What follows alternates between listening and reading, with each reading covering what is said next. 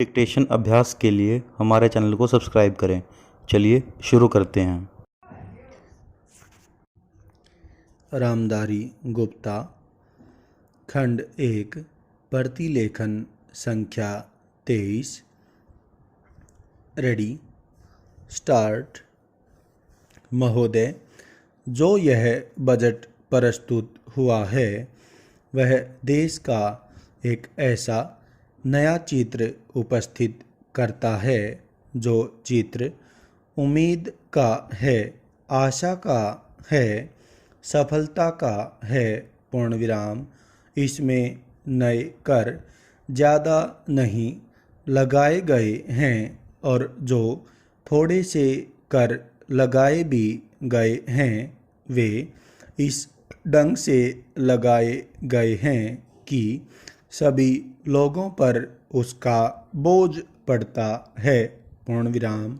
इससे भी उनको निराशा हुई है। पूर्णविराम। दूसरी बात जिससे उनको निराशा हुई है यह है कि 1-2 वर्ष देश को लेन देन के मामले में कठिनाई का सामना करना पड़ा था। योजना को कठिनाई में पड़ना पड़ा था, वह कठिनाई दूर हो गई है और मैं सदन की तरफ से उन देशों को धन्यवाद देना चाहता हूँ, उन देशों के प्रति आभार प्रदर्शित करना चाहता हूँ जिन्होंने हमारी इस कठिनाई को दूर करने में आगे बढ़कर हाथ बटाया है। पूर्णविराम।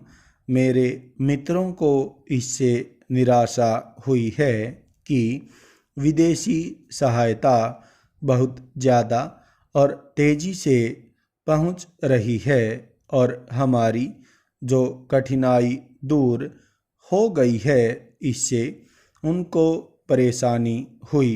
पूर्णविराम।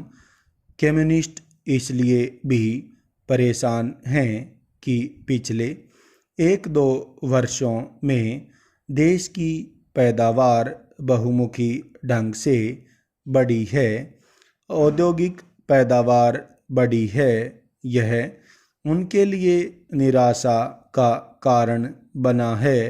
पूर्णविराम।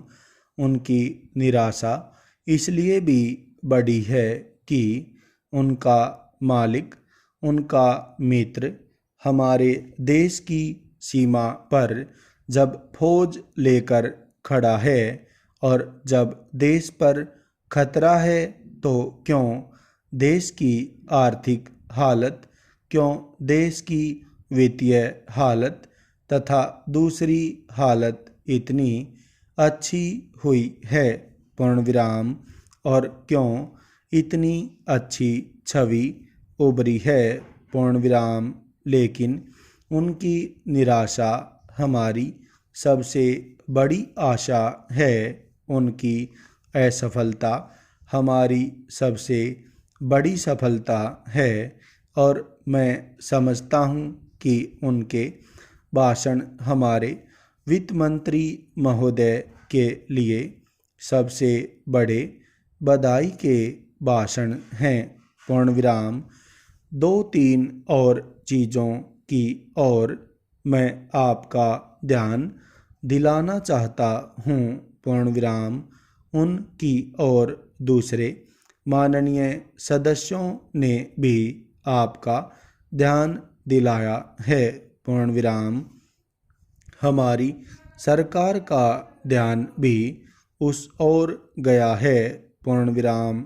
लेकिन मैं समझता हूँ कि उन पर और अधिक ध्यान देने की आवश्यकता है।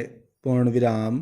पहली बात तो यह है कि जब चीज़ों की पैदावार बढ़ रही है, जब देश उन्नति की तरफ जा रहा है, तब भी देश में कीमतें बढ़ रही हैं।